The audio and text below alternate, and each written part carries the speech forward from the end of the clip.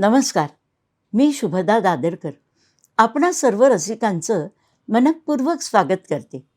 रंगनाथाचा रथोत्सव या शीर्षकांतर आज सादर होत आहे नटसम्राट नारायण श्रीपाद राजहंस उर्फ बालगंधर्व. रंगभूमीचा राजहंस म्हणजे नारायण श्रीपाद राजहंस अर्थात बालगंधर्व.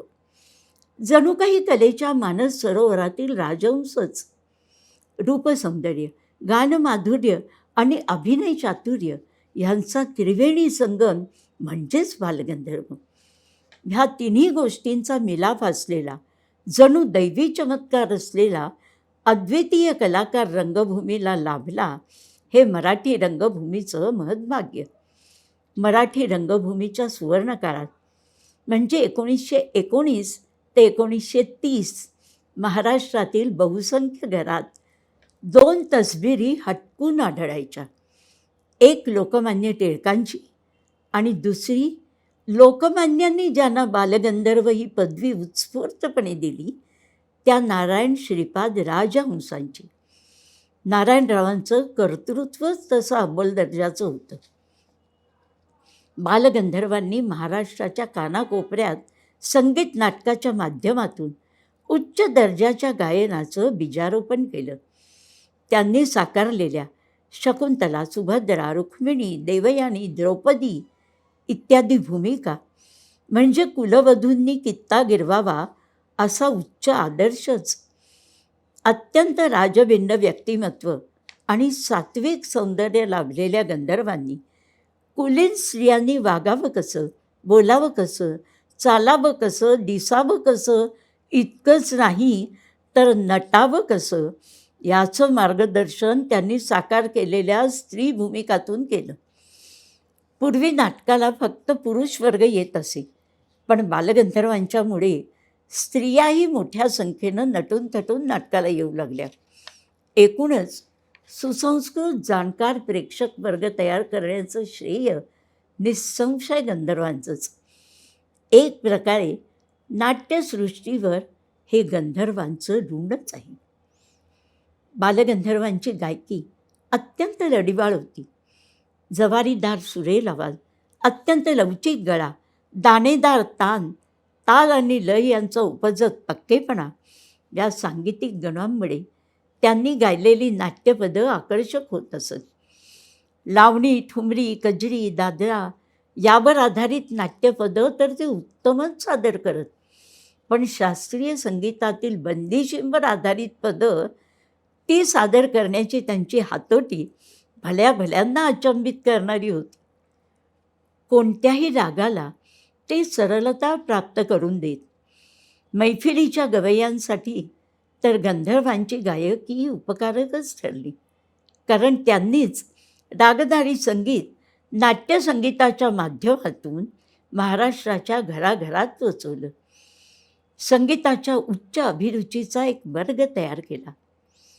राष्ट्राची कला संपन्नता वाढवणं हे जर राष्ट्रकार्य असेल तर बालगंधर्वांच्या इतकी राष्ट्रसेवा अन्य कोणत्याही कलाकारांनी केली नसेल. बालगंधर्व हे अत्यंत भाविक वृत्तीचे होते आणि म्हणूनच आपले प्रेक्षक हेच आपले आश्रयदाते मायबाप, तेच आपले देव अशी त्यांची भावना होती. गुरुजनांच्या बाबतीत तर त्यांना अत्यंतिक भक्तिभाव होता. म्हणूनच बालपणी ज्यांच्याकडे ते गाणं शिकले त्या मेहबूब खान यांना कित्येक वर्ष त्यांनी आपल्या नाटक मंडळीत ठेवून घेतलं आणि पैशाची चणचण पडू दिली नाही. भास्करबुवा बखले यांच्यावरील त्यांच्या भक्तीस तर उपमाच नव्हती. गंधर्वांसारख्या हिऱ्याला पैलू पाडले ते बखलेबुवांनीच. रुक्मिणी म्हणजे बालगंधर्व आणि बालगंधर्व म्हणजेच रुक्मिणी असं समीकरण झालं ते बखलेबुवांच्या अद्वितीय अशा स्वयंवरच्या संगीतामुळे बुवांनी स्थापन केलेल्या भारत गायन समाजाच्या मदतीसाठी दर मुक्कामात एक प्रयोग धर्मार्थ करण्याचा गंधर्वांचा नेम होता. एरवी पूर्णतः निर्व्यसनी असलेल्या गंधर्वांना एकच जबरदस्त व्यसन होतं, ते म्हणजे रंगभूमी सजविण्याचं. म्हणूनच त्या काळी द्रौपदी नाटकाचा निर्मिती खर्च होता 72,000 रुपये. भव्य पडदे, भरजरी शालू पैठण्या, अलंकार, गालिचे यावर त्यांनी हजारो रुपये खर्च केले, ते रंगभूमीवरील भक्तीच्या अतिरेकाने.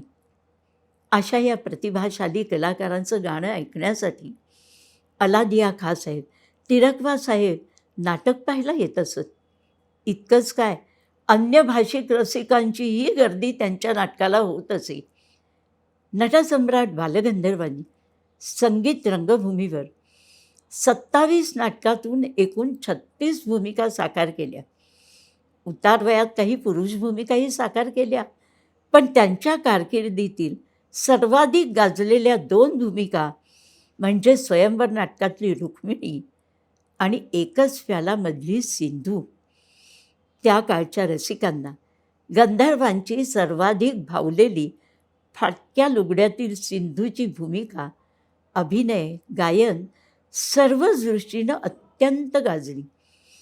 या भूमिकेविषयी नाटककार विद्याधर गोखले म्हणतात, सती देवता रूप कारुण्य सिंधू, अशी रेखिता बालगंधर्व सिंधू. कलेने जणू गाठला मानबिंदू, अशा नाट्य नारायणा नित्यबंधू. धन्यवाद.